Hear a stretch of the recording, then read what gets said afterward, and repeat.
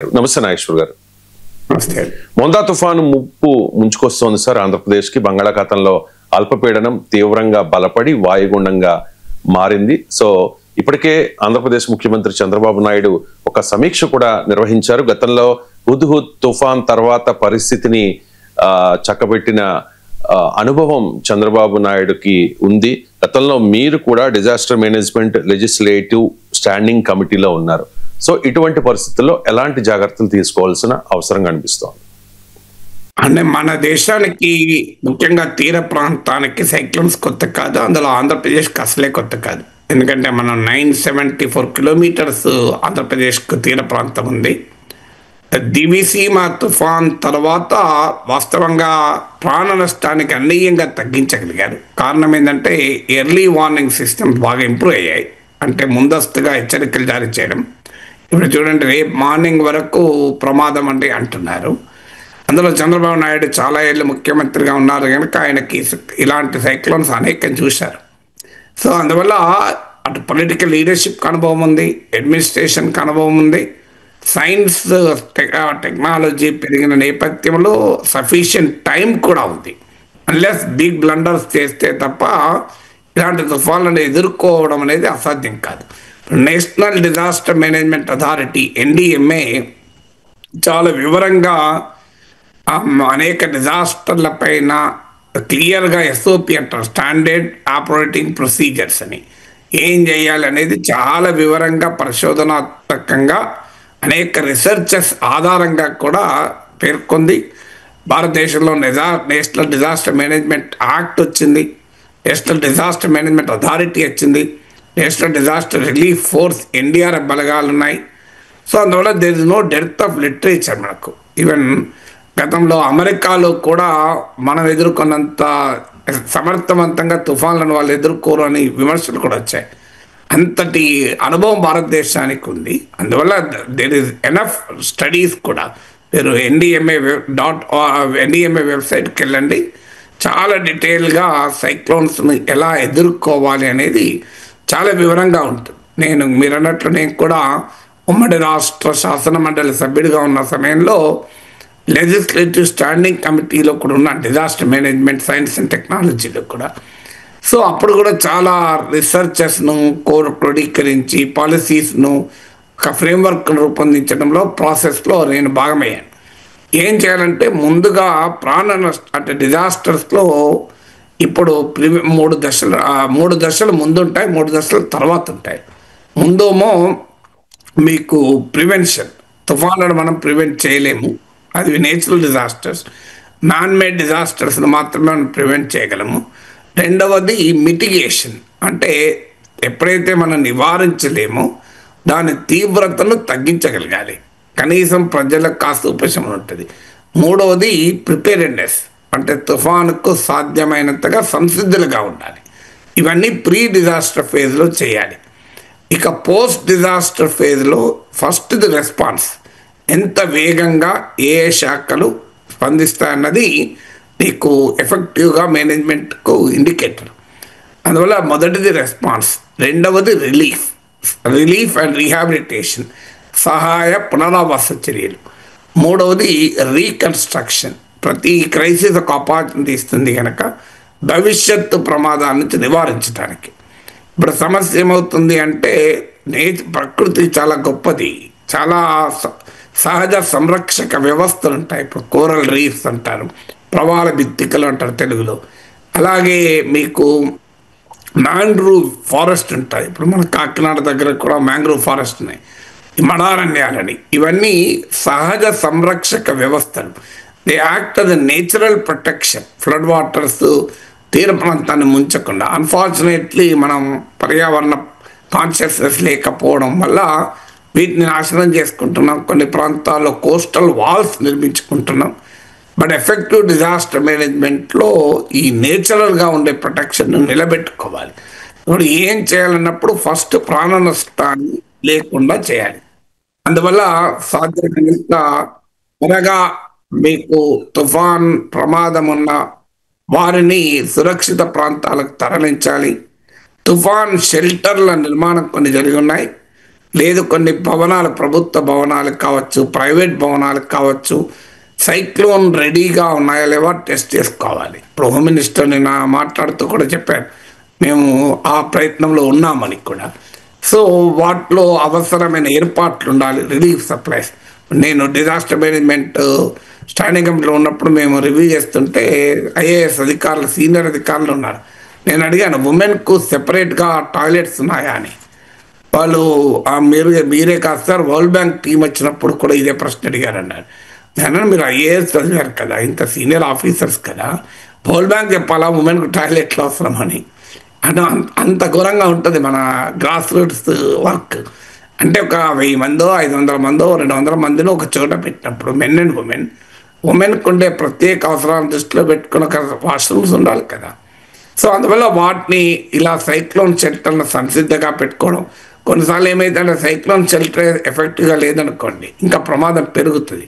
అలాగే రిలీఫ్ సప్లైస్ను రెడీగా పెట్టుకోవడం, అంటే వారికి అవసరమైన ఫుడ్ మెటీరియల్, పిల్లలకు పాలు.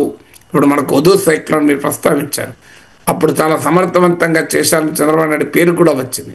పాలు ముందే రెడీగా పెట్టుకోవడము. సో ఇలా మిల్క్ పౌడర్ రెడీగా పెట్టుకోవడము, డ్రై ఫుడ్ రెడీగా పెట్టుకోవడము. ఇప్పుడు టెక్నాలజీ కూడా వచ్చింది, ఒకప్పట్లా కాదు. ఇప్పుడు డ్రోన్ల సహకారంతో మన విజయవాడ సైక్లోన్స్ అప్పుడు డ్రోన్ల వినియోగం కూడా జరిగింది. ఇప్పుడు నీకు రిలీఫ్ సప్లైస్ చాలా ఎఫెక్టివ్గా చేరవేసడానికి అవకాశం ఉంటుంది. తర్వాత మెడిసిన్స్ రెడీగా పెట్టుకోవడము, ఎందుకంటే సైక్లోన్ ఇలాంటి ఫ్లడ్స్ వచ్చినప్పుడు వచ్చేటువంటి సహజ సమస్యలు ఉంటాయి. తర్వాత ఇలాగే మీకు డిస్ఇన్ఫెక్టెంట్స్ను, అంటే మీకు రకరకాల అంటురోగాలు ప్రబలే ప్రమాదం ఉంటుంది. అందువల్ల డిస్ఇన్ఫెక్టెంట్స్ను, మెడిసిన్స్ రెడీగా పెట్టుకోవడము. తర్వాత ఇన్ఫ్రాస్ట్రక్చర్ను ఇమీడియట్గా రెస్టోర్ చేయాల్సి ఉంటుంది. అంటే మీకు ఉదాహరణకు ఎలక్ట్రిసిటీ, అలాగే కనెక్టివిటీ, ట్రాన్స్పోర్టు, టెలికమ్యూనికేషను, వీటిని ఎంత వేగంగా రెస్టోర్ చేస్తే అంత వేగంగా నార్మల్సీ వస్తాయి. ఇప్పుడు చంద్రబాబు నాయుడు సమీక్షలో కూడా మీరు ఇన్ఫ్రాస్ట్రక్చర్ను, ఇప్పుడు ఆల్ వెదర్ ఇన్ఫ్రాస్ట్రక్చర్ అంటున్నారు, అన్ని వాతావరణ పరిస్థితులను తట్టుకునేలా ఉండేలా. సో వాటిని ఇప్పుడు చెట్లు ఇరిగి రోడ్ల మీద పడతాయి, ఇమీడియట్గా వాటిని క్లియర్ చేయగలగాలి, పవర్ను రెస్టోర్ చేయగలగాలి. మీకు ఇప్పుడు మొబైల్ ఫోన్లు కూడా వచ్చాయి. సో ఒకప్పట్లాగా లేదు. మీకు నేను నేషనల్ అకాడమీ ఆఫ్ అడ్మినిస్ట్రేషన్ ముసూర్లో చూశాను, వాళ్ళకు ఈ హ్యామ్ రేడియోలో కూడా ట్రైనింగ్ ఇస్తారు ఐఏఎస్ ప్రొబేషనర్స్కి. ఎందుకంటే నేను డిజాస్టర్ మేనేజ్మెంట్లో ఒక భాగం, ఈవెన్ ఐఏఎస్ ట్రైనింగ్లో కూడా. సో ఇప్పుడు కమ్యూనికేషన్ టెక్నాలజీ చాలా ఇంప్రూవ్ అయింది, ఈవెన్ శాటిలైట్ కమ్యూనికేషన్ కూడా వచ్చేసింది. అలా ఇలాంటి అన్ని ఏవేవి అవసరం ఉంటాయి. ఈవెన్ ఇప్పుడు వరద నీరు పొలాల్లో ఎక్కువ రోజులు ఉంటే డీసాలినేషన్ అవుతాయి, అంటే ఉప్పుదనం పెరుగుతుంది, దాన్ని డీసాలినేట్ చేయాలి. అలాగే అవసరమైతే ప్రత్యామ్నాయ పంటలు వేసుకోవడానికి కావలసిన విత్తనాలు అవి రెడీ చేసుకోవాలి, డిపెండింగ్ ఆన్ ఎన్ని రోజులు ఈ సమస్య ఉంటుంది అన్న దాన్ని బట్టి. వాహనాలు సిద్ధంగా పెట్టుకోవాలి, పడవలు సిద్ధంగా పెట్టుకోవాలి. తర్వాత లైవ్లీహుడ్స్ను మీకు ప్రొటెక్ట్ చేయాల్సి ఉంటుంది. లైవ్లీహుడ్స్ అంటే ఇప్పుడు ఉదాహరణకు కాలేజీ న్యూస్లో చూస్తున్నాం, మత్స్యకారుల పడవల్ని కాస్త లోతట్టు ప్రాంతాల నుంచి రిప్లేస్ చేయాలి, ఎత్తైన ప్రాంతాల్లో వాటిని పెట్టాలి. ఎందుకంటే వాళ్ళ పడవ దెబ్బతింటే వాళ్ళ వృత్తి దెబ్బతింటుంది. అలాగే మీకు చేనేత, ఇలా వృత్తిగా లైవ్లీహుడ్ జీవనోపాధుల్ని కాపాడుకోవాలి. ఎందుకంటే ప్రజల్ని మనం ఎక్కువ కాలం సైక్లోన్ షెల్టర్స్లో ఉంచలేము, వాళ్ళను వీలైనంత త్వరగా ఇంటికి పంపించాలి. తర్వాత ఇన్ఫర్మేషన్ మేనేజ్మెంట్ కూడా చాలా కీలకం. హోమ్ మినిస్టర్ చెప్పింది చూశాను నేను. ఎవరైనా ఇన్ఫ్లుయెన్సర్స్ ఉంటే మీరు సహకరించండి, లేని కమోషన్ అంటే ప్రజల్లో లేని భయాందోళనని క్రియేట్ చేయకండి అన్నారని. ఎందుకంటే అది చాలా ఇంపార్టెంట్. ఇప్పుడు సోషల్ మీడియా ఏజ్లో వచ్చే సమస్య ఏంటంటే రూమర్ మాంగరింగ్ ఎక్కువ ఉంటుంది, పుకార్లు ఎక్కువ ఉంటాయి, ఫ్లడ్ ఆఫ్ ఇన్ఫర్మేషన్ ఉంటుంది. నీటి ఫ్లడ్డే కాదు, ఇన్ఫర్మేషన్ ఫ్లడ్ ఉంటుంది. ఎనీ డిజాస్టర్లో, ఎనీ ఎపిడమిక్లో కూడా ఈ ప్రాబ్లం ఉంటుంది. మన కోవిడ్ అప్పుడు కూడా చూసాం, దీన్ని ఇన్ఫోడెమిక్ అంటారు. అంటే ఎపిడమిక్ లాగా ఇన్ఫోడెమిక్ కూడా ఉంటుంది. టీవీ ఛానల్ ఎగ్జాగరేట్ చేస్తాయి, తమ్మునేళ్ళు దుర్మార్గంగా పెడతారు. సో తుఫాన్ మునిగేస్తుంది, తుఫాన్ ముంచేస్తుంది అని. ఎందుకంటే వాళ్ళకు అటు అట్రాక్ట్ చేస్తుంది, అది హైలీ ఇర్రెస్పాన్సిబుల్. ఖచ్చితంగా హోమ్ మినిస్టర్ నిజం, అలాంటి వాళ్ళపైన ఈవెన్ చర్యలు కూడా తీసుకోవాలి, తప్పేమీ లేదు. ఎందుకంటే బాధ్యత ఉండాలి. మనం ఈ సమయంలో ప్రజల్లో భయాందోళన క్రియేట్ చేయకూడదు, ప్రజల్లో కాన్ఫిడెన్స్ క్రియేట్ చేయాలి, సరైనటువంటి సమాచారాన్ని ప్రజలకు అందించాలి. అందువల్ల ఎవడు పడతాడు ఏది పడుతుంది సమాచారం ఇవ్వకుండా ప్రభుత్వ ఏజెన్సీలు ఇచ్చేటువంటి సమాచారాన్ని మనం ప్రాపగేట్ చేయాలి. ఇవన్నీ కూడా తీరం దాటి బీభత్సం సృష్టిస్తే లెట్ us hope అసలు ఏమి కాదని కూడా ఆశించుదాం. There are many examples. తుఫాన్లు తీరం దాటుతాయి అనుకున్న సమయంలో ఎనుదిరిగిన సందర్భాలు కూడా ఉన్నాయి. అంటే depends on winds, sea winds, అనేక అంశాలపైన ఆధారపడి ఉంటాయి. సో అందువల్ల మనం వాటిని దృష్టిలో పెట్టుకొని ఒకవేళ జరిగింది, ఎందుకంటే అప్రమత్తత వల్ల నష్టం లేదు, మనం ప్రాణ నష్టాన్ని ఆస్తి నష్టాన్ని చేయొచ్చు. లాంగ్ టర్మ్లో చేయాల్సిన అంటే ఇప్పుడు cyclone resistant building construction structures ఉండాలి. ఇప్పుడు మీకు జపాన్లో ఎర్త్క్వేక్ రెసిస్టెంట్ స్ట్రక్చర్స్ ఉంటాయి. ప్రతి ఎర్త్క్వేక్ అప్పుడు కూడా ఈ ఎర్త్క్వేక్ స్టాండర్డ్స్ రెగ్యులేషన్స్ను వాళ్ళు రివైజ్ చేస్తుంటారు. సో మనం కూడా సైక్లోన్ రెసిలియంట్ ఇన్ఫ్రాస్ట్రక్చర్స్ ఉండాలి. దాన్ని ఎప్పటికప్పుడు ఆ స్టాండర్డ్స్ను రివ్యూ కూడా చేయాలి, సమీక్షించాలి. తర్వాత మీకు ఎస్ఓపిల మీద ట్రైనింగ్ ఇవ్వాలి. ఇప్పటికే ఉంటుంది, వాళ్ళకు అనుభవం ఉంది కనుక కొత్తగా వచ్చిన ట్రైన్ చేయాలి. ఎందుకంటే సైక్లోన్ అనే డిజాస్టర్లో ఎవరి పని వారు వెంటనే చేయాలి. నీ కలెక్టర్ ఆదేశాలు వచ్చి ఆదేశాలు ఫాలో కావడము, ఒక ఫైల్ మూవ్ చేసి ఆ ఫైల్ అప్రూవ్ కావడం, ఇలాంటి బ్యూరోక్రసీ ఉంటే మనము ప్రజల్ని కాపాడుకోలేము. సో అందువల్ల ప్రజల్ని కాపాడుకోవాలి అంటే బ్యూరోక్రసీని కట్ చేయగలగాలి. స్టాండర్డ్ ఆపరేటింగ్ ప్రొసీజర్స్ను బాగా కింది దాకా వెళ్ళి గ్రాస్ రూట్స్ రిలీఫ్ వర్కర్ కూడా, ఎంప్లాయీ కూడా ఏం చేయాలో అర్థం కావాలి. ఇప్పుడు పవర్ డిపార్ట్మెంట్ వాళ్ళు వెంటనే పవర్ రెస్టోర్ చేయాలి. మీకు పంచాయతీరాజ్ మున్సిపల్ డిపార్ట్మెంట్ వాళ్ళు వెంటనే డిస్ఇన్ఫెక్టెంట్లను చల్లి అంటురోగాలు పడకుండా చూడాలి. హెల్త్ డిపార్ట్మెంట్ వాళ్ళు అవసరమైన అంబులెన్సెస్ను వీటిని అరేంజ్ చేయాలి. అవసరం వస్తే హాస్పిటల్ వీల్స్ను కూడా పెడుతుంటారు ఇప్పుడు. సో అలాంటి అరేంజ్ చేయాలి. టెలికమ్యూనికేషన్ డిపార్ట్మెంట్ వాళ్ళు వెంటనే టెలికనెక్టివిటీ రెస్టోర్ చేయాలి. R&B వాళ్ళు వెంటనే రోడ్లు క్లియర్ చేయాలి. అవసరమైతే రోడ్లు కోత గురైతే వాటిని ఉండాలి.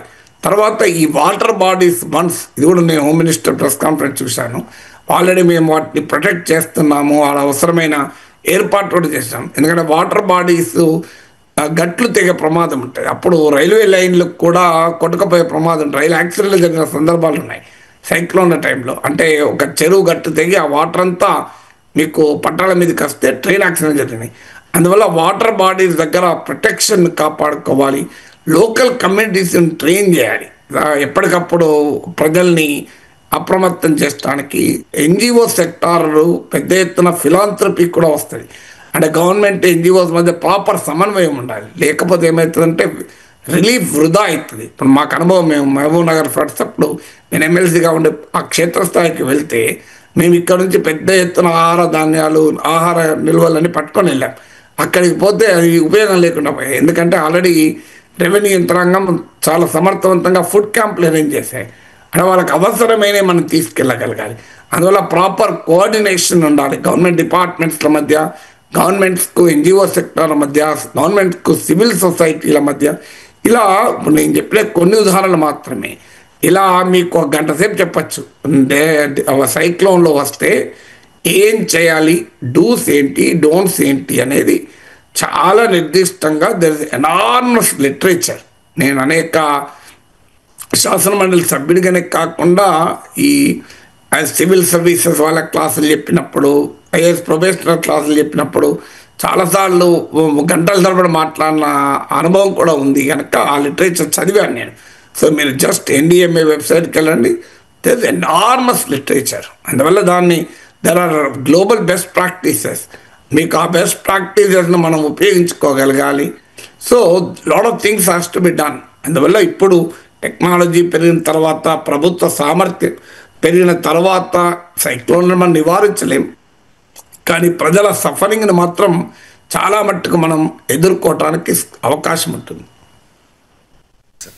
ఇక సందర్భం దొరికినప్పుడల్లా జనసేన అధినేత డిప్యూటీ సీఎం పవన్ కళ్యాణ్ అంటూ ఉన్నారు, సార్ 15 ఏళ్ల పాటు కూటమిగా మేము కొనసాగుతాం, 15 ఏళ్ల పాటు Bharatiya Janata party, TDP and జనసేనల ఐక్యత ఉంటుంది అని చెప్పి రీసెంట్ గా మోదీ సమక్షంలో కర్నూలు సభలో కూడా ఇదే విషయాన్ని చెప్పారు. కానీ భారతీయ జనతా పార్టీ ఎక్కడా కూడా ఆ విషయం మీద స్పందించడం లేదు. పవన్ కళ్యాణ్ చెప్పినట్టే జరుగుతుంది అని అనడం లేదు. లేకపోతే ఓపెన్ గా మేము 15 ఏళ్ల పాటు టీడీపీ, జనసేన, బీజేపీ కూటమిగా పెడతాము అని చెప్పి ఆ పార్టీ నాయకులు ఎవరు చెప్పడం లేదు. ఎందుకు సార్ 2019 ఎన్నికల్లో 100 కంటే తక్కువ ఓట్లు తెచ్చుకున్న బీజేపీ కూటమిగా ఇప్పుడు కలవడం వల్ల 8 ఎమ్మెల్యేలు, 3 ఎంపీలు ఉన్నారు ఆ పార్టీకి. అయినా కూడా ఎందుకు కూటమిగా కలిసి పెడతాము అని పవన్ కళ్యాణ్ చెప్పిన దాన్ని సమర్థించడం లేదు బీజేపీ నాయకులు? అంటే ఎవరి డెడ్లైన్లు వాళ్ళకు ఉంటాయి కదా. పవన్ కళ్యాణ్ డెడ్లైన్ 15 ఏళ్ళకు తగ్గకుండా అన్నాడు ఆయన. అంటే 15 ఏళ్ళ తర్వాత మినిమం 15 ఇయర్స్ అన్నాడు. సో బీజేపీ డెడ్లైన్లో 15 ఇయర్స్ ఉండదేమో. 15 ఇయర్స్ ఫ్రెండ్స్గా, అలైజ్గా ఉన్న పార్టీలు ఉన్నాయి. నేను చాలాసార్లు చెప్పాను, భారతీయ జనతా పార్టీ తాను పెరగాలి అనే దానికి ప్రియారిటీ ఇస్తుంది. అది ఇవ్వడం తప్పని కూడా నేను అన్నాను. సో ఎప్పుడైనా బీజేపీ సంతగా పెరగాలి అనుకున్నప్పుడు సహజంగానే ఎక్కడో ఒక చోట మిత్రపక్షాలతో కాన్ఫ్లిక్ట్ అనివార్యంగా వస్తుంది. ఒకప్పుడైతే భారతీయ జనసంఘంగా ఉన్న సమయంలో, బీజేపీగా కొత్తగా ఏర్పడిన సమయంలో అసలు ఇతర పార్టీలతో బీజేపీ కలిసేదే కాదు. మీకు వాజ్పేయి ప్రభుత్వం ఒక్క ఓటుతో ఓడిపోయినప్పుడు దేశవ్యాప్తంగా ఏ ఒక్క పార్టీ సపోర్ట్ చేసినా వాజ్పేయి ప్రభుత్వం ఉండేది కదా. సో అందువల్ల ఆ తర్వాత వాళ్ళు గుర్తించారు ఇది కలవది అని చెప్పి. అంటే బీజేపీని ఇతర పార్టీలు అంటరాని పార్టీగా చూసేది. బీజేపీకి కూడా వ్యవహార సరళి అలా ఉండేది. కానీ బీజేపీ కాస్త సడలించుకొని, మార్చుకొని అన్ని పార్టీలకు ఆమోదయోగ్యంగా మారే ప్రయత్నం చేసింది సంకీర్ణ రాజకీయాల యుగంలో. సో అందువల్ల అయినా కూడా BJP is cold blooded politics. అంటే ద కాస్ట్ ఆఫ్ అలైస్ అంటే మీకు వాజ్పేయి హయానికి, మోడీ, అమిత్ షా హయానికి ఉన్న తేడాది. వాజ్పేయి టైంలో కాస్త అకామిడేటివ్గా ఉండేవారు అలైస్కు. అప్పుడున్న రాజకీయ పరిస్థితులు కూడా వాజ్పేయికి తప్పలేదు. వాజ్పేయి స్వభావ రీత్యా కూడా సౌమ్యుడు గనక ఇలా కట్త్రోట్ పాలిటిక్స్ ఉండేవి కావు. అప్పుడున్న రాజకీయాలు కూడా అలాగే ఉండేవి. కానీ ఇప్పుడు రాజకీయాలు మారాయి. ఇప్పుడు అధికారంలో ఉంది మోడీ, అమిత్ షాలు. వాళ్ళ చేతిలో బీజేపీ ఉంది. ఇప్పుడు ఒకప్పట్లాగా కాదు. సో అప్పుడేమో బీజేపీకి సొంతగా కూడా మెజారిటీ లేదు. ఇప్పుడేమో 2 సార్లు సొంతగానే మెజారిటీ వచ్చింది. అంటే BJP can now hire and fire allies. BJP తన మిత్రపక్షాలను హైర్ అండ్ ఫైర్ చేయగలుగుతుంది. అంటే పొలిటికల్ లిబరలైజేషన్ అయిపోయింది. హైర్ అండ్ ఫైర్ అంటే ఉద్యోగులను ఎలాగైతే హైర్ అండ్ ఫైర్ చేస్తారో మిత్రపక్షాలను కూడా హైర్ అండ్ ఫైర్ చేయగలుగుతుంది. హైర్ ఫైరే కాదు, hire and fire and hire కూడా చేయగలుగుతుంది. ఇప్పుడు తమిళనాడులో ఏడీఎంకే ఉంది, అంతకుముందు హైర్, తర్వాత ఫైర్, ఇప్పుడు మళ్ళీ హైర్. సో అట్లా మీకు జేడీఎస్ ఉంది కర్ణాటకలో. ఒకప్పుడు హైర్ ఇప్పుడు మళ్ళీ. సో ఫైర్ ఇప్పుడు నితీష్ కుమార్ ఫైర్ చేస్తానికి బీజేపీ రెడీగా ఉంది. నువ్వు జాతీయ మీడియాలో అయితే మనకు నవ్వొస్తుంది. ఎన్నిసార్లు అడిగినా మా ముఖ్యమంత్రి 2025 తర్వాత కూడా నితీష్ కుమారే అని చెప్పడం లేదు. అది తప్ప, ఆ ఒక్కటి తప్ప ఏమైనా అడగండి అని మనకు పాత తెలుగు సినిమాల్లో ఉంటుంది చూడండి, సతీ సావిత్రి సినిమా అనుకుంటాను. నీకు యమధర్మరాజు ఏదైనా వరం కోరుకో అంటే భర్త ప్రాణం బుదక్ అంటే సంతానం కావాలి అని అడుగుతారు. అంటే ఇచ్చని పో అంటాడు యముడు. సో ఇంకెక్కడికి పోవడము, భర్తే లేని సంతానం ఎక్కడిది అని. సో అలా ఉంటుంది బీజేపీ. మనకు ఇప్పుడు అడుగుతున్న ప్రశ్న, నితీష్ కుమార్ సీఎం చేస్తారా అంటే ఆ ఒక్కటి తప్ప అని అంటున్నారు. మేము నితీష్ కుమార్ నాయకత్వంలోనే ఎన్నికలకు పోతామంటారు. శివరాజ్ సింగ్ చౌహాన్ నాయకత్వంలో ఎన్నికలకు పోయారు, ఆయన సీఎం చేయలే. ఏక్నాథ్ షిండే నాయకత్వంలోనే ఎలక్షన్లు పోయారు, ఆయన చేయలే. సో అందువల్ల బీజేపీ ఇప్పటికీ కూడా నితీష్ కుమారే మాకు 2030 వరకు సీఎం అని చెప్పడం లేదు. సో అందువల్ల బీజేపీ స్వభావ రీత్యానే మోడీ, అమిత్ షా నాయకత్వంలో they want to develop at the cost of allies. అందువల్ల లాంగ్ టర్మ్ బాండ్లో వాళ్ళు ఇన్వెస్ట్ చేయరు. They are not a long term investor. మీకు స్టాక్ మార్కెట్ భాషలో చెప్పాలంటే బీజేపీ ఒక రకంగా డే ట్రేడర్. అంటే వాళ్ళు అమ్ముతారు, వాళ్ళకు ఉంటారు. సో అదే బీజేపీ సక్సెస్ కారణం. మీకు ఇలా నేను అనేక ఉదాహరణలు చెప్పాను కూడా గతంలో. జమ్మూ కాశ్మీర్లో పీడీపీ, హర్యానాలో జననాయక జనతా పార్టీ, పంజాబ్లో శిరోమణి అకాలీ దళ్, ఉత్తరప్రదేశ్లో బీఎస్పీ, సమాజ్వాదీ పార్టీ, రాష్ట్రీయ లోక్ దళ్, బీహార్లో మీకు జేడీయూ, కర్ణాటకలో జేడీఎస్, తమిళనాడులో ఏడీఎంకే, డిఎంకే, పశ్చిమ బెంగాల్లో తృణమూల్ కాంగ్రెస్, ఆంధ్రప్రదేశ్లో తెలుగుదేశం, అస్సాంలో అస్సాం గణ పరిషత్, ఇలా మీకు ఒక్కటి కాదు కదా, ఇన్ని అనేక రాష్ట్ర కర్ణాటక, కేరళలో ఇప్పుడు శ్రీనారాయణ ధర్మ పరిపాలన యోగం ఎస్ఎన్డిపి, ఇలా మీకు మహారాష్ట్రలో శివసేన, ఎన్సిపిలు, ఒక్కటి కాదు చాలా పార్టీలతో, ఒరిస్సాలో బిజు జనతా దళ్, ఇలా అనేక రాష్ట్రాల్లో ఈ ధోరణి మనం చూసాం. ఇది జమ్మూ కాశ్మీర్లో పీడీపీయే కాదు, ఈవెన్ నేషనల్ కాన్ఫరెన్స్. సో ఇవన్నీ పార్టీలు బీజేపీతో కలిసినే ఉన్నాయి, విడిపోయినే ఉన్నాయి, మళ్ళీ కలిసినే ఉన్నాయి. BJP doesn't believe in permanent settlement. Long term political contract, long term ఇన్వెస్ట్మెంట్లు ఉండవు. సందర్భాన్ని బట్టి, అవసరాన్ని బట్టి, బీజేపీ పరిస్థితులను బట్టి మార్చుకుంటూ ఉంటుంది చాలా వేగంగా మిత్రపక్షాలను. అందువల్ల ఇప్పుడు తెలుగుదేశంకి ఏదో 15 ఏళ్ళ ఇన్సూరెన్స్ బాండ్ రాసిచ్చి నేను 15 ఏళ్ళ వరకు ఉంటాను, 20 ఏళ్ళ వరకు ఉంటానని అన్నారు కదా. ఇప్పుడు 2000 మీకు 11th నవంబర్లో ఎన్నికలు ఉన్నాయి, 14th 15th 14th కౌంటింగ్ ఉంది. సో ఇంకో నెల రోజుల్లో ముఖ్యమంత్రి డిసైడ్ చేయాలంటేనే నితీష్ కుమార్కు రాసి ఇవ్వడం లేదు, కాంట్రాక్ట్ ఇవ్వడం లేదు. నితీష్ కుమార్ అవసరం కూడా ఉంది, అయినా కూడా నితీష్ కుమార్కు ప్రామిసరీ నోట్ ఇస్తుందా? సో నితీష్ కుమార్కే ప్రామిసరీ నోట్ ఇవ్వకుండా చంద్రబాబు నాయుడుకి ఇస్తుందా BJP? That is not the style of Bharatiya Janata party. BJP politics అర్థమైన ఎవరికైనా తెలిసింది. సో నేను దేశంలో ఇన్ని ఉదాహరణలు, మీకు కశ్మీర్ నుంచి కన్యాకుమారి వరకు, మీకు గుజరాత్లో కచ్ నుంచి తూర్పున బెంగాల్ తీరం వరకు అన్ని రాష్ట్రాల ఉదాహరణలు చెప్పాను కదా. ఎక్కడన్నా చేంజ్ ఉందా? So why will Andhra Pradesh be different? అందుకొరకే మీరు బీజేపీని తప్పుపట్టలేం. వాళ్ళు 15 ఏళ్ళు, 20 ఏళ్ళు, 25 ఏళ్ళు రాసి ఇచ్చడం అనేది ఉండదు. బీజేపీ విధానానికే అది భిన్నమైంది. బీజేపీ ఇది ట్రాన్సాక్షనల్ రిలేషన్స్ అంటారు. అంటే నాకు నీకు లాభమైనంత కాలం మిత్రపక్షాలుగా ఉంటాం. సో మీకు గతంలో అమిత్ షా అన్న మాటలు నాకు ఇప్పటికి గుర్తు. తెలుగుదేశానికి శాశ్వతంగా తలుపులు మూసేశాను. ఆ రోజు కూడా చెప్పాను ఇలా ఉండదు శాశ్వతంగా. అప్పుడు నన్ను బీజేపీ వాళ్ళు ట్రోలింగ్ చేశారు. ఏమైంది? మళ్ళీ తెలుగుదేశంతో శాశ్వతంగా మేము తలుపులు మూసారన్నారు. మళ్ళీ తెరవలేదా బారుగా? చంద్రబాబు నాయుడు అనలేదా మతోన్మాద పార్టీతో మేము కలవము, చారిత్రక తప్పిదము, మాది సెక్యులర్ పార్టీ ఎన్ని అన్నారు గతంలో.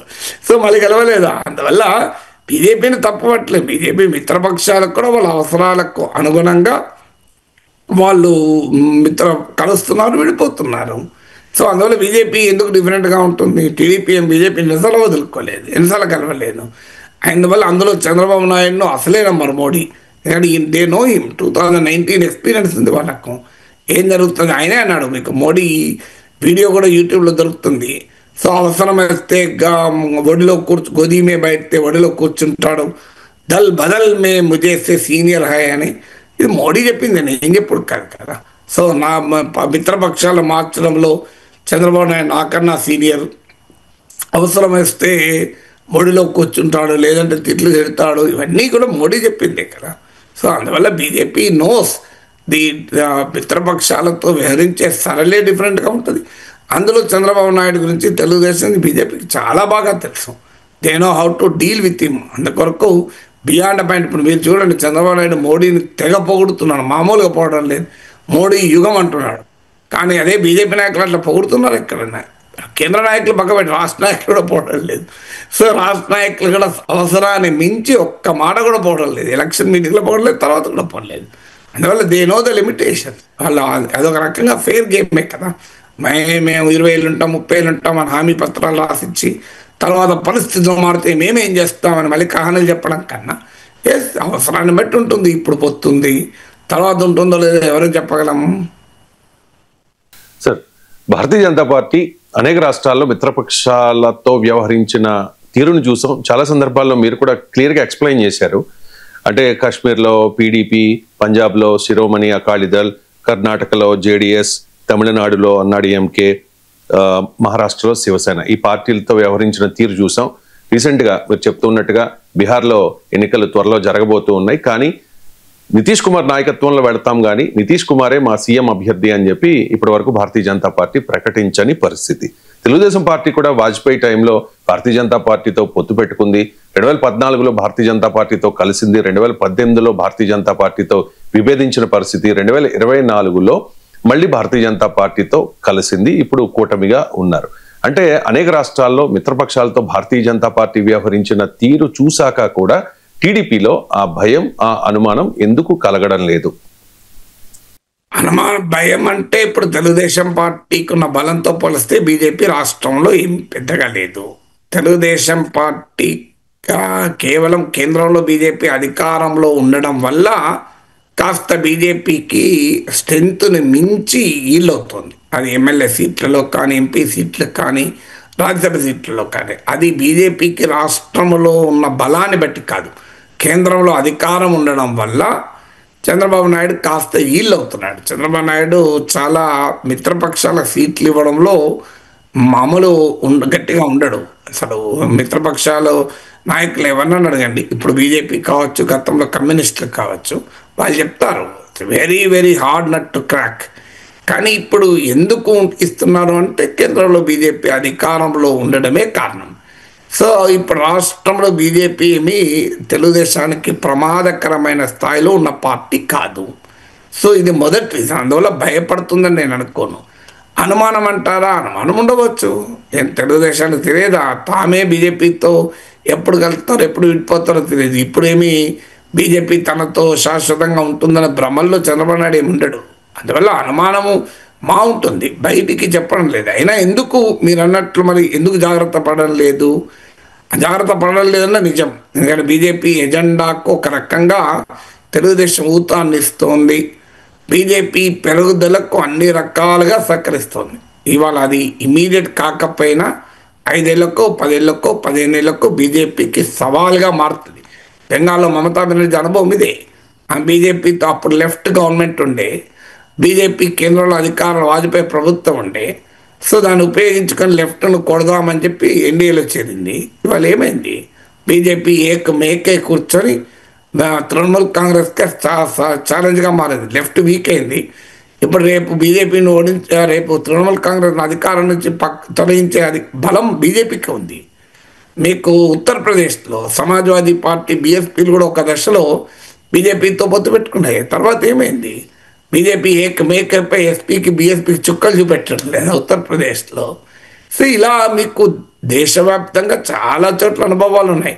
బీజేపీ బలాన్ని, బీజేపీ స్ట్రెంగ్త్ను, బీజేపీ ఎత్తుగడల్ని తక్కువ అంచనా వేయడమో, అర్థం చేసుకోకపోకనో, మీద ప్రాంతీయ నేతలు తక్షణ అవసరాల కోసమో అవకాశవాదంతోనూ వ్యవహరిస్తూ ఉంటారు, ఇబ్బందులు పడుతూనే ఉంటారు. మీకు అందుకే దేశంలో ఇన్ని ఉదాహరణలు నేను చెప్పగలను మీకు. సో అందువల్ల Andhra Pradesh will never be different, అందులో డౌట్ లేదు. కానీ బీజేపీ ఇప్పటికిప్పుడు తమకు ప్రమాదం లేదు అనేది తెలుగుదేశం అంచనా. కారణం ఏంటంటే తెలుగుదేశానికి నాయకత్వంలో కూటమి ఉంది. తెలుగుదేశంతో పోలిస్తే బీజేపీ చాలా వీక్ పార్ట్నర్. ఇది మొదటి కారణం. రెండవ కారణం ఏంటంటే జనసేన బీజేపీతో ఎంత సన్నిహితంగా ఉన్నా, జనసేన టీడీపీ కన్నా బీజేపీతో అనుబంధంగా ఉండాలని చూసినా, ఎలక్టోరల్ రియాలిటీల రీత్యా చూస్తే పవన్ కళ్యాణ్కు తెలియదు కాదు. మీకు తెలుగుదేశం బీజేపీల మధ్యనే ఎంచుకోవాల్సి వస్తే, అన్లెస్ టీడీపీకి పెద్ద అసంతృప్తి ఎదుర్కొంటే కూటమి ప్రభుత్వం, Janasena will never prefer BJP over TDP కదా. ఒకవేళ చంద్రబాబు నాయుడు మీద తీవ్ర వ్యతిరేకత ఉంటే అప్పుడు పాసిబిలిటీ ఉంటుంది. ఎందుకంటే మీకు గమనించే ఉంటారు 2024 ఎలక్షన్ల ముందు కూడా అసలు బీజేపీ ఒప్పుకోకముందే జనసేన టీడీపీతో కలిసింది కదా. కలిసి బీజేపీని కూడా తీసుకొస్తాను అన్నాడు పవన్ కళ్యాణ్.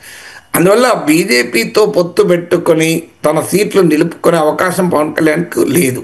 పవన్ కళ్యాణ్కు తన బలం నిలబెట్టుకోవాలన్నా కూడా యాజ్ ఆఫ్ టుడే తెలుగుదేశం అవసరం ఎక్కువ ఉంటుంది. భవిష్యత్తు వ్యూహాల రీత్యా బీజేపీతో కలవడం తప్ప తక్షణ అవసరాలతో టీడీపీ ఉంది. రెండవది. మూడవది, తెలుగుదేశం అంచనా ఏంటంటే బీజేపీ హిందుత్వ ఆంధ్రప్రదేశ్లో పనిచేయదని. మీకు చాలామంది ఇలా భావించారు. ఇప్పుడు మమతా బెనర్జీ అలాగే భావించింది.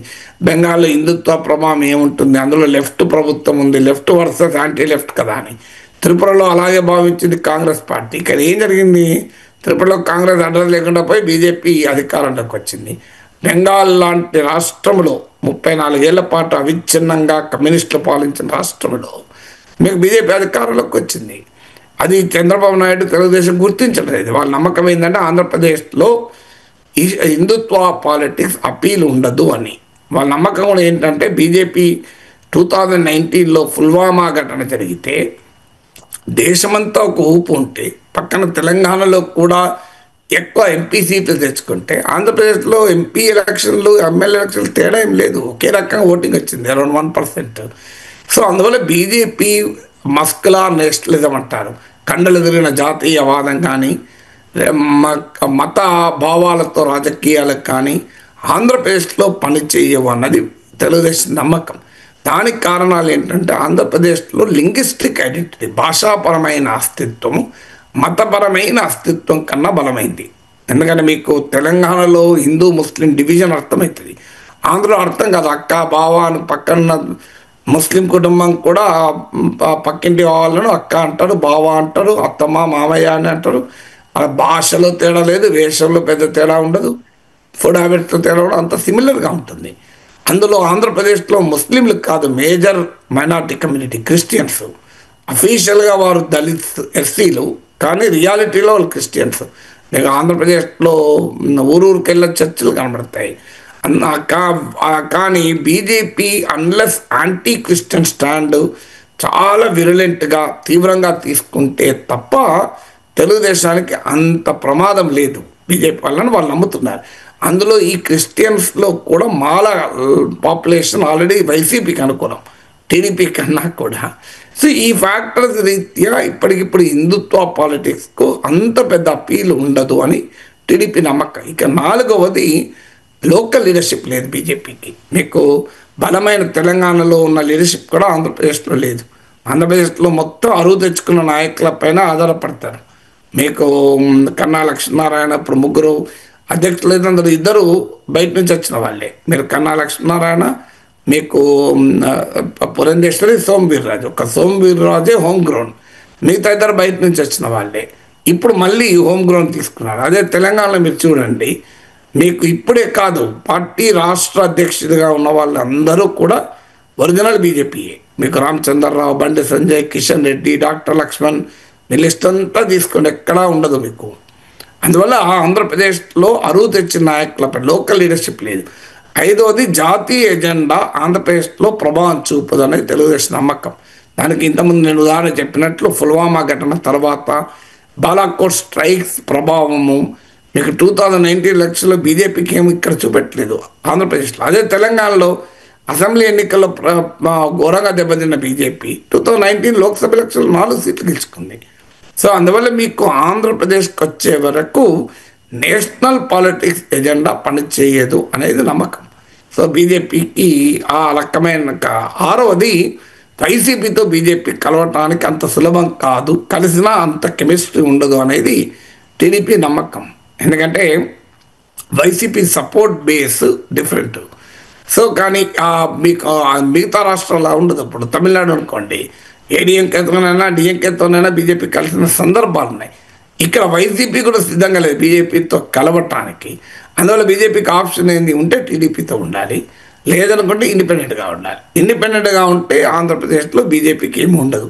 అందుకే పవన్ కళ్యాణ్ కలిసి వస్తే ఇండిపెండెంట్గా ఉండి మూడో పక్షంగా ఉండి భవిష్యత్తులో పెరగాలని ప్రయత్నం చేశారు. ఇప్పటికి కూడా కాపులను ఓన్ చేసుకోవాలని ప్రయత్నం చేస్తున్నారు. ఎందుకంటే కమ్మారెడ్డి పోలరైజేషన్ ఉంది కనుక కాపులను ఉండాలి. అందులో భాగంగానే కన్నా లక్ష్మణ, సోమవీర్రాజుల్ని పార్టీ అధ్యక్షులు చేశారు. పవన్ కళ్యాణ్ చిరంజీవులకు ప్రత్యేక హోదా ఇస్తున్నారు. ఇవన్నీ కూడా అందులో భాగమే. కానీ అంత ఏడవది ఏంటంటే అంత బలంగా ఏ సామాజిక వర్గము బీజేపీని ఓన్ చేసుకున్న ఉదాహరణ లేవు. మీకు చూడండి, ఆంధ్రప్రదేశ్లో ఇంకో పలానా సోషల్ గ్రూప్ బలంగా బీజేపీ వైపు ఉన్నారు అని ఎక్కడా లేదు. ఏ సామాజిక వర్గము కూడా బీజేపీతో లేదు. సో అదొక ఏడవ కారణము. ఇలా డిఫరెంట్ రీజన్స్ ఉన్నాయి. బీజేపీ ఇమీడియట్గా బీజేపీ రైజ్ వల్ల తమకేదో ప్రమాదం వస్తుంది అని తెలుగుదేశం భావించడం లేదు. ఇవి ఈ అంచనా, తెలుగుదేశం అంచనా కరెక్ట్ కాకపోవచ్చు, కానీ అది వాళ్ళ అంచనా, దానికి మనం ఏం చేయగలం. సో వాళ్ళ అంచనా అలా ఉంది కనుక అది కూడా ప్రస్తుత పరిస్థితులను చూస్తే తెలుగుదేశం అంచనా రైట్ అనిపిస్తుంది.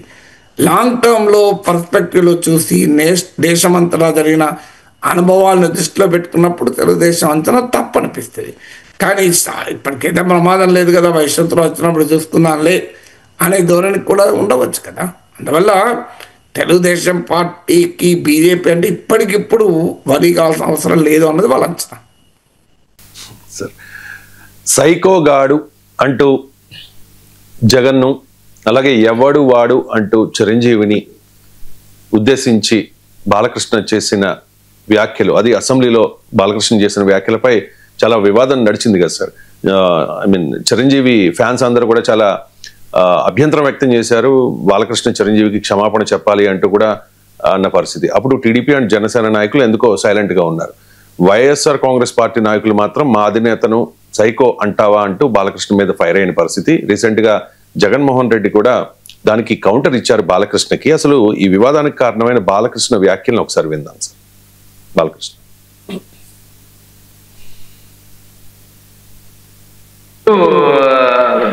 అందరూ ఇండస్ట్రీ కలవడానికి వెళ్ళినప్పుడు సైకో గారిని చిరంజీవి గారు గట్టిగా అడిగితే అప్పుడు ఈయన వచ్చాడన్నది అబద్ధం. గట్టిగా ఎవడు అడగలేదు అక్కడ. అది మీరు అన్నారు ఇందాక, ఏదో గట్టిగా అడిగితే ఈయన వచ్చాడు మనకి కలవడానికి, లేకపోతే ఏదో సినిమా డైలాగ్ వినిపించాడు కలవమన్నారు అని.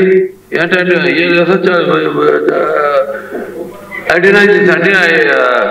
వింటాను, ఓకే, అవమానించడం ఆయన ఓకే, ఏదో ఆయన పెద్ద గట్టిగా చెప్తే ఆయన దిగి వచ్చాడంట కలవడానికి, ఎంత సినిమా మినిస్టర్ కలవమన్నంట. మనం కూడా నాకు ఇన్విటేషన్ వచ్చింది ఇక్కడ ఫిల్మ్ డెవలప్మెంట్ సాధారణంగా ప్రొఫెసర్ గారు లిస్ట్ తయారు చెప్పి.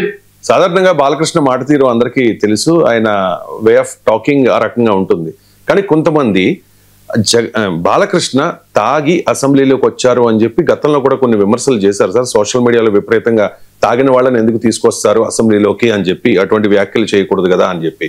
రీసెంట్ గా జగన్మోహన్ రెడ్డి కూడా తాగిన వ్యక్తిని అసెంబ్లీలోకి ఎలా రానిచ్చారు అంటూ కూడా కాస్త ఘాటుగా మాట్లాడారు. ఒకసారి జగన్ బయట ప్లే చేయండి.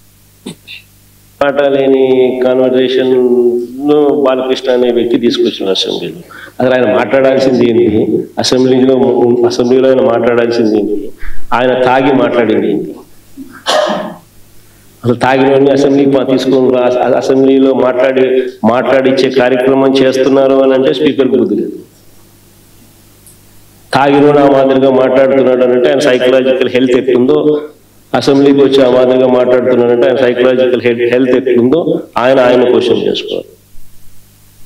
చిరంజీవిని ఎవడు అని మాట్లాడడంపై జనసేన టీడీపీ సైలెంట్ గా ఉంటే చిరంజీవి అభిమానులు మాత్రం ఫైర్ అయ్యారు.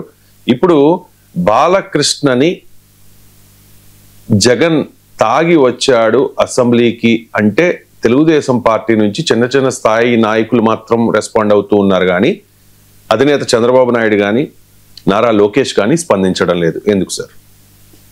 ఇప్పుడు బాలకృష్ణ పైన జగన్ వ్యాఖ్యలకు కాదు, ఈవెన్ బాలకృష్ణ దానిపై కూడా స్పందించలేదు కదా. మీకు చంద్రబాబు నాయుడు, లోకేష్, ఈవెన్ పవన్ కళ్యాణ్ కూడా స్పందించలేదు. మీకు చిరంజీవి పైన బాలకృష్ణ అంత వ్యాఖ్యలు చేసిన, ఎవడు అని చిరంజీవిని ఉద్దేశించి సంబోధించిన, ఆంధ్రజ్యోతి కూడా దాన్ని ధృవీకరిస్తూ ఆ వార్తలో చెప్పిన టీడీపీ ఇది సరైనది కాదు అనలే. నాకు ఒక్క పెమ్మసాని చంద్రశేఖర్ కేంద్ర మంత్రి మాత్రమే ఆయన ఏదో నేషనల్ మీడియాకి ఇచ్చిన ఇంటర్వ్యూలో అన్నాడు, అది కూడా లోకల్గా ఎవరు అనలేదు.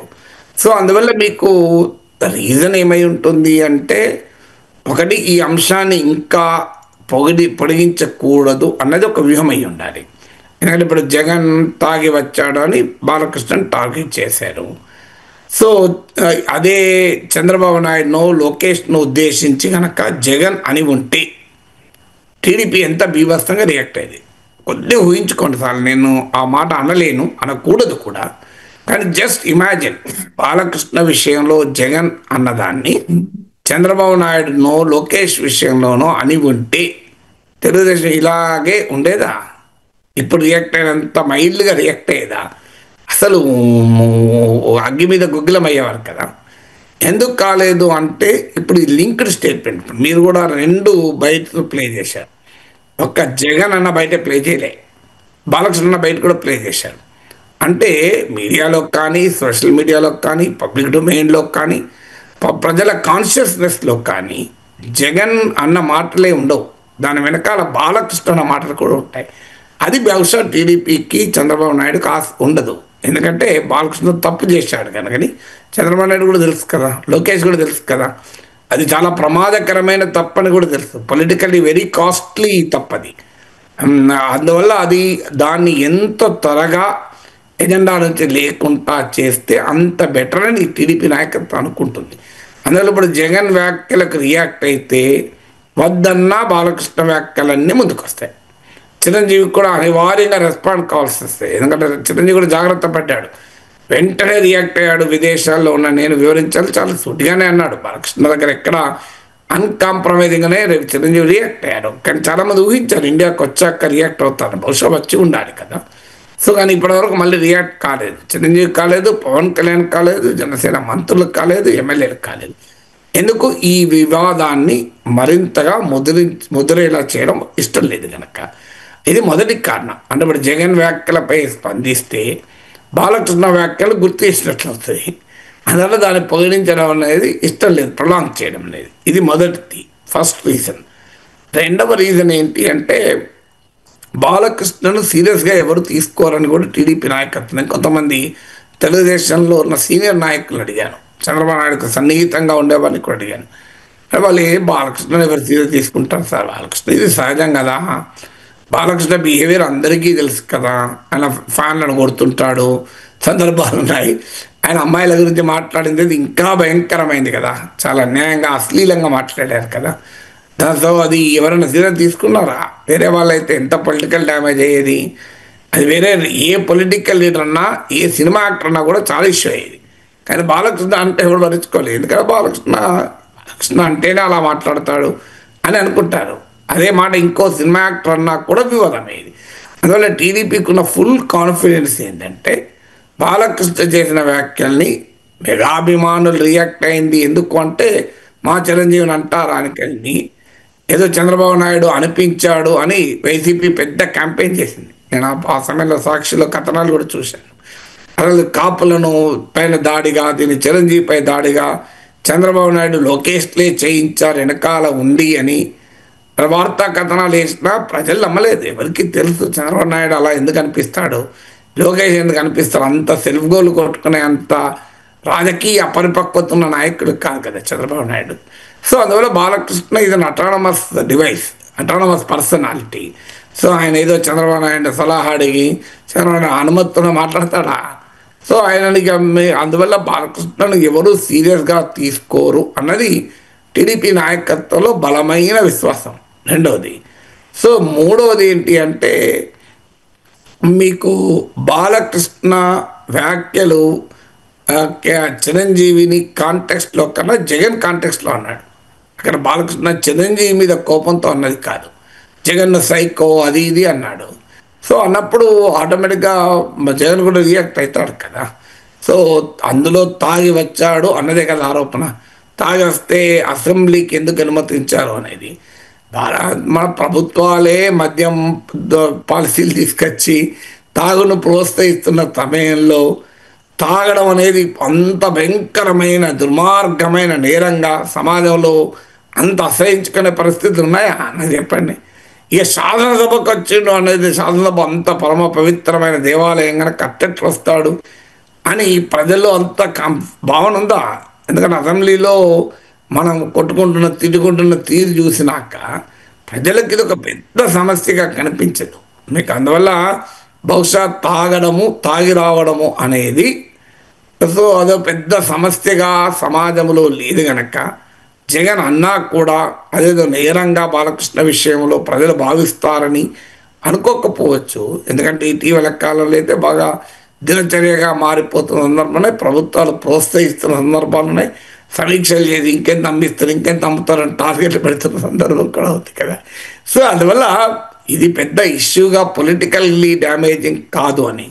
నాలుగవది బాలకృష్ణ కూడా తర్వాత దాన్ని పెంచలేదు. మీరు గమనిస్తే బాలకృష్ణ మరి చంద్రబాబు నాయుడు కంట్రోల్ చేశాడా, బాలకృష్ణ కూడా అర్థమైందా రాజకీయ పరమైన సమస్యలు?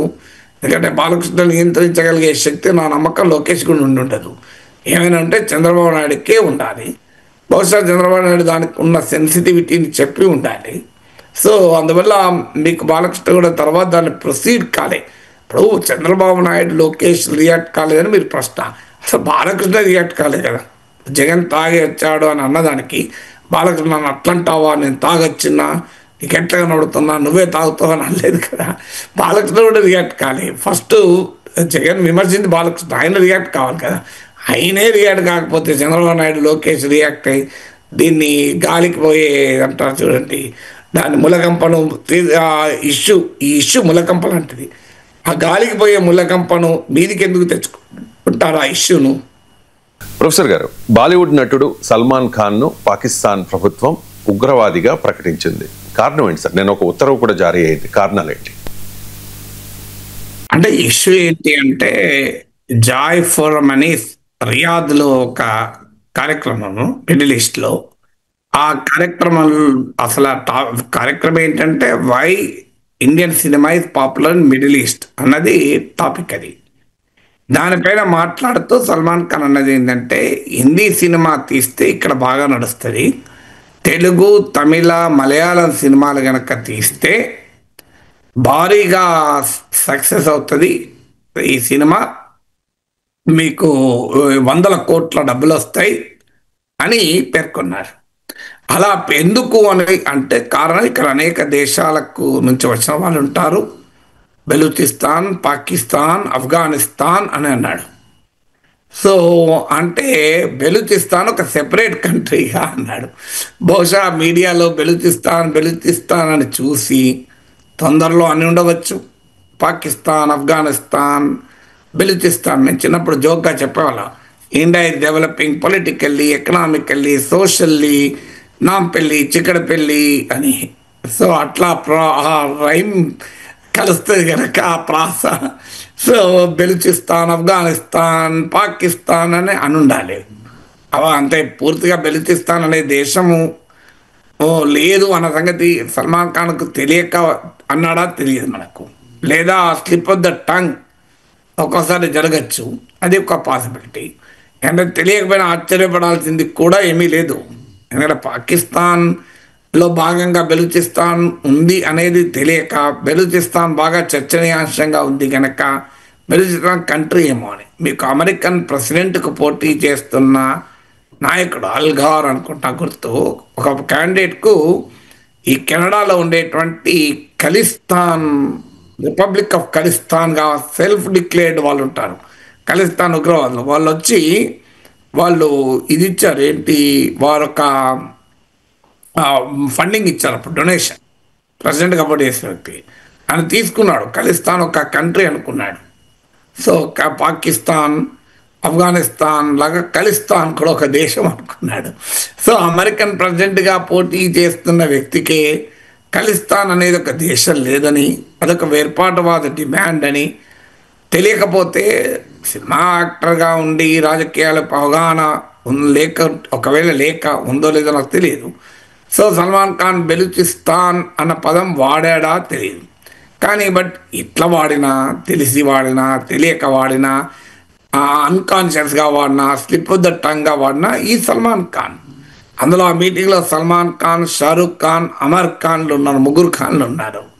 సో అందువల్ల సల్మాన్ ఖాన్ సినిమాలైనా, బాలీవుడ్ అయినా, పాకిస్తాన్లో కూడా పాపులర్, మీకు ప్రపంచం అంతా పాపులర్ బాలీవుడ్. ఈవెన్ చైనాలో కూడా బాలీవుడ్ సినిమాలు పాపులర్, జపాన్లో కూడా పాపులర్. నాకు గుర్తు జింపింగ్ ఇండియాకి వచ్చినప్పుడు నేను దంగల్ సినిమా చూశానని కూడా చెప్పాడు.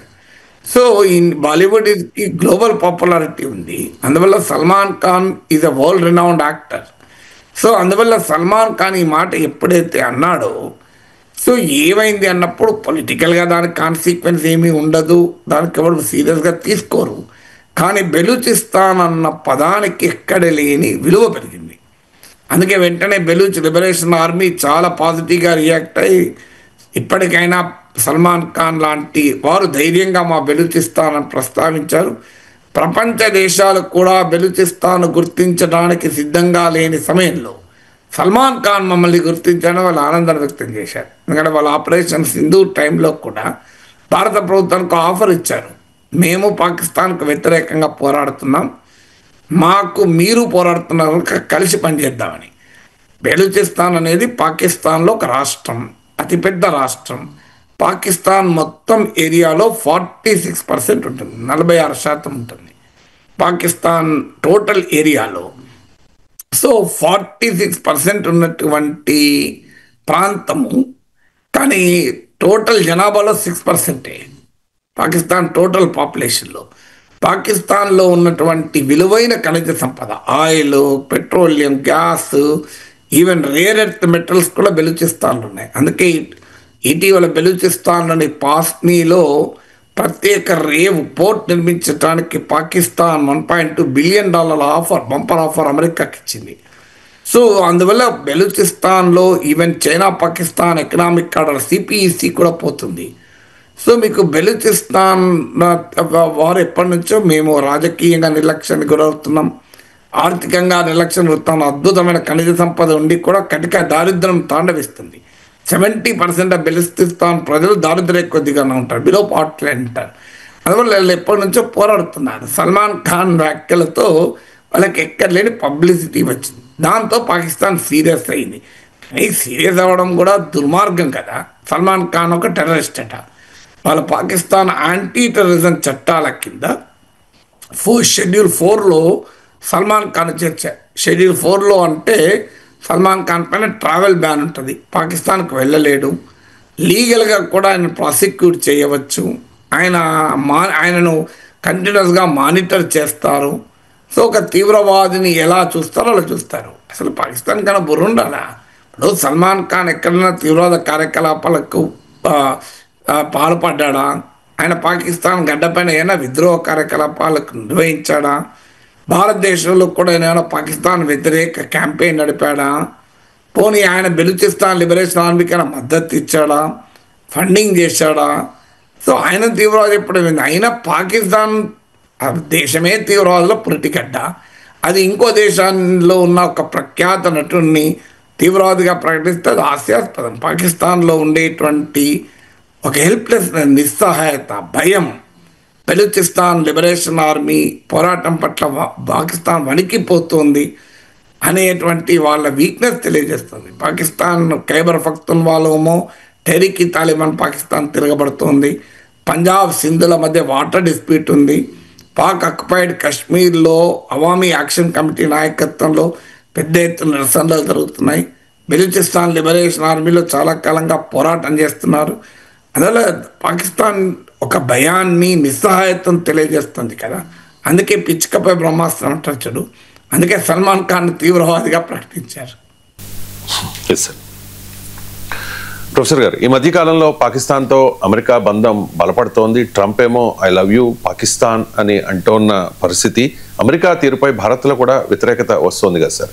తాజాగా అమెరికా విదేశాంగ మంత్రి మార్క్ రూబియో అంటూ ఉన్నారు సార్, అమెరికా పాకిస్తాన్తో బలమైన సంబంధాలు పెంచాలని కోరుకుంటోంది, కానీ అది భారతదేశానికి నష్టం కలిగించేలా ఉండదు అని చెప్పేసి.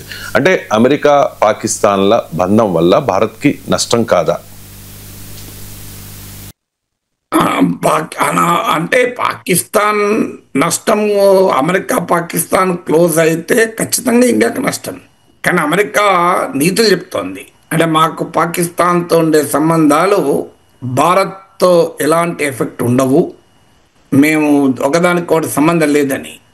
మరి ఇండియా, చైనా, రష్యా, మీకు మనము షాంఘై కోఆపరేషన్ ఆర్గనైజేషన్ సమ్మిట్కి మన ప్రైమ్ మినిస్టర్ వెళ్తే జిన్పింగ్, నరేంద్ర మోడీ, పుతిన్ ఒకే వేదిక మీద ఉంటే ఎందుకు భరించలేకపోయాడు Trump? India is a dead economy అని, రష్యాతో కలిపి చావండి అని ఎందుకన్నాడు? మరి ఎందుకంత భయపడ్డాడు? So India, we're losing Russia and India to China అని వ్యాఖ్యానించాడు కదా. మరి ఎందుకు వ్యాఖ్యానించాడు? ఇది మొదటిగా చెప్పాలి. అంటే మీరు పాకిస్తాన్తో స్నేహం, ఇండియాకేం ప్రమాదం లేదు, ఇండియా భయపడాల్సిన అవసరం లేదన్నప్పుడు మరి మా దేశానికి చైనాతోనో రష్యాతోనో స్నేహం ఉంటే మీరు ఎందుకు భయపడాలి? ఇండియాతో పోలిస్తే అమెరికా చాలా బలమైన దేశం కదా. ఇక రెండవది, అమెరికాలో చట్టమే ఉంది ఏకంగా, countering American adversaries through sanctions act, కార్సా చట్టం అని. ఈ చట్టం కిందనే కదా ఇరాన్ నుంచి ఆయిల్ కొనొద్దు, వెనిజులా నుంచి ఆయిల్ కొనొద్దు, రష్యా నుంచి ఆయిల్ కొనొద్దు, రష్యా నుంచి S-400 మిసైల్ డిఫెన్స్ షీల్డ్ కొనొద్దు, ఇన్ని కండిషన్స్ పెడుతున్నారు కదా. మరి అమెరికా శత్రువులను కౌంటర్ చేయడానికి మేము మీపై ఆంక్షలు పెడతామంటున్నారు కదా. మరి ఇదే countering Indian adversaries through sanctions act ఇండియాకి ఎందుకు ఉండకూడదు? అందువల్ల మీకు బలం ఉంది కదా అని మీకో నీతి మాకో నీతి ఉండదు కదా. ఇది రెండవది. మూడవది, అమెరికా మెటీరియల్గా కూడా సాయం చేస్తుంది, ఏదో డిప్లొమసీ కాదు. డిప్లొమాటిక్గా సాయం చేయడాన్ని మనం అర్థం చేసుకోవచ్చు. మెటీరియల్గా సాయం, ఉదాహరణకు F-16 యుద్ధ విమానాలు ఇచ్చింది, దాని మెయింటెనెన్స్ ప్యాకేజ్ కూడా ఇచ్చింది. బైడెన్ అడ్మినిస్ట్రేషన్ ఇచ్చింది, ట్రంప్ ఇచ్చాడు. అసలు ఇచ్చినప్పుడు ఏం చెప్పారు, దాని ఉద్దేశం ఏంటి, తీవ్రవాదులకు వ్యతిరేకంగా వాడాలి అని ఇచ్చారు.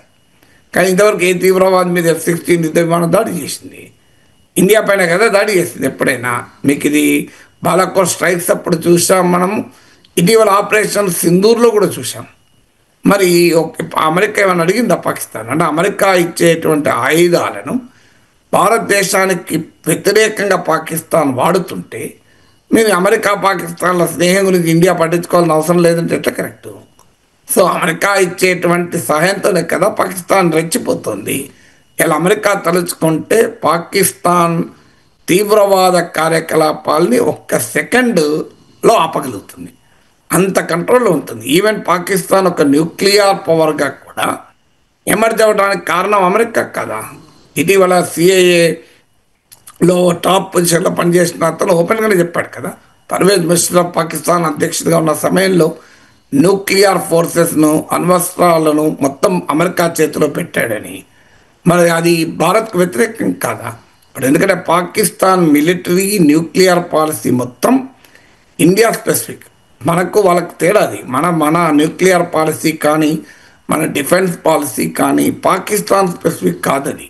మన దేశ ఆత్మనిర్భరత అంటే మా దేశం బలంగా ఉండాలి. ఎవరికి వ్యతిరేకంగా మనం రక్షణ సామర్థ్యాన్ని పెంచుకోము, ఎవరికి వ్యతిరేకంగా మనం అణ్వస్త్రాలని రూపొందించము. ఇది మన విధానం. పాకిస్తాన్ విధానం అది కాదు, ప్యూర్లీ ఇండియా స్పెసిఫిక్ కదా, ఇండియాతో అబ్సెషన్ అయినటువంటి కదా. లసీం మునీర్ అనే మాటలు మనం చూడలేదా? భారత్కు వ్యతిరేకంగా ఆపరేషన్ సింధూర్కు ముందు కశ్మీర్ మా జీవనాడి అని మాట్లాడలేదా? ఇది అమెరికాకు తెలియదా? సో అమెరికా గడ్డపై నుంచి, ఫ్లోరిడా నుంచి మాట్లాడుతూ మా దగ్గర అణ్వాయుధాలు ఉన్నాయి, మమ్మల్ని మేమే పడిపోయే పరిస్థితి అయితే 50% ప్రపంచాన్ని కూడా పడేస్తాం. ఇది కాదా ప్రమాదం అనేది? భారతదేశానికి నిరంతరం తీవ్రవాదులను ఎక్స్పోర్ట్ చేయడం లేదా పాకిస్తాన్? అందువల్ల అమెరికా పాకిస్తాన్ల స్నేహం ఇండియాకు ప్రమాదం కాదు అనుకుంటే, ఇండియా రష్యా స్నేహమో అమెరికాకు ప్రమాదం అట. ఏమైనా లాజిక్ ఉందా? ఇండియా రష్యా స్నేహం వల్లనే ఉక్రెయిన్ వార్ వచ్చిందట. ఉక్రెయిన్ వార్ను మోడీ వార్ అట. మరి పాకిస్తాన్ వార్ను మేము ట్రంప్ వార్ అనకూడదా? అందువల్ల ఏమైనా అర్థం ఉందా? ఇండియా చైనా కలిసి అమెరికాకు ప్రమాదంగా ఉన్నామా? మన అమెరికా నాయకత్వంలోని క్వాడ్లో ఉన్న చైనా వ్యతిరేక కూటమిలో అయినా కూడా ఇండియా చైనా రిలేషన్స్ కాస్తంత మెరుగుపడితే ఎందుకు ట్రంప్ ఓర్చుకోలేకపోయాడు? అందువల్ల it's absolutely makes no sense కదా. ఎందుకంటే అమెరికా విధానం ఏంటంటే పాలసీ ఆఫ్ డ్యూయల్ కంటైన్మెంట్ అంటది. తన 2 దేశాలని తన గుప్పిట్లో పెట్టుకోవాలి. అటు ఇజ్రాయెల్ పెట్టుకుంటారు, ఇటు అరబ్ దేశాలు పెట్టుకుంటారు. అలా ఇండియాని పెట్టుకోవాలి, పాకిస్తాన్ పెట్టుకోవాలనేది వాళ్ళ విధానం. సో అందులో భాగంగానే ఈ మాటలు అంటుంటారు. సరే, ఇక ఫైనల్గా ఇండియా పాక్ యుద్ధాన్ని నేనే ఆపేసా అని చెప్పి పదే చెప్పుకునే ట్రంప్ తాజాగా అంటూ ఉన్నారు సార్, పాకిస్తాన్ ఆఫ్ఘనిస్తాన్ యుద్ధాన్ని కూడా నేను ఆపగలను అని చెప్పేసి. ఒకసారి Trump bite. A very long piece. So as you know, this is one of 8 wars that my administration has ended in just 8 months. We're averaging one a month. There's only one left. Although I heard that Pakistan and Afghanistan have started up, but I'll get that solved very quickly. I know them both, and the Pakistan, the Field Marshal and the Prime Minister are great people, and I have no doubt we're going to get that done quickly. That one started up a few days ago. And I just feel it's something I can do. I do it nicely. I don't need to do it, I guess, but if I can take time and save millions of lives, that's really a great thing. I can't think of anything better to do. But the 8 wars that my administration has ended in just 8 months, there's never been anything like that. Never. There never will be either. I can't think of any president that ever solved one war. I don't think anybody. They start wars, they don't solve them.